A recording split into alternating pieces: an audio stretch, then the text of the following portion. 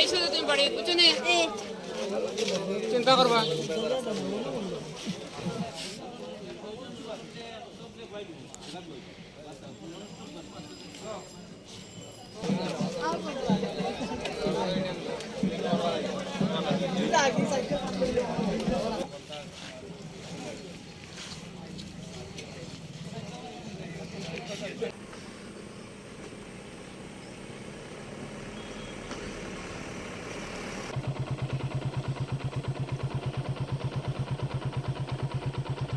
যতই রেপুটেশন দেন কোনো হেলদোল নেই প্রশাসনের। দুর্গাপুজোর দু তিন দিন আগে এখানে কুমারঘাট থেকে পিডব্লিউডি এসডিও সাহেব এবং জুনিয়র ইঞ্জিনিয়ার এসেছিলেন। ওনাদেরকে আমরা ঘেরাও করে রেখেছিলাম এই জায়গায়।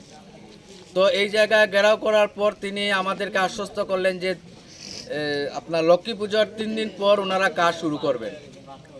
লক্ষ্মী পুজো গিয়ে কালী পূজা যাওয়ার পর আমরা ওনাদের সাথে কন্ট্যাক্ট করলাম যে আপনারা বললেন এই লক্ষ্মী পূজার পর এখানে রাস্তার কাজ শুরু হবে, এখন তো কালী পূজাও চলে গেল, রাস্তার কাজের তো কোনো খবর নেই। উনি যখন বলছেন আমাকে, উনি বললেন যে আমরা তো কন্ট্রাক্টর বাবুর সাথে কন্ট্যাক্ট করেছি, এক্সিকিউটিভ সাহেব অনেকভাবে ওনাকে কন্ট্যাক্ট করেছেন, অফিসিয়ালি ওনাকে অনেক রিকোয়েস্টও করা হয়েছে, কিন্তু তিনি সেই কাজ পুনরায় মেরামত করার জন্য উনি রাজি নন।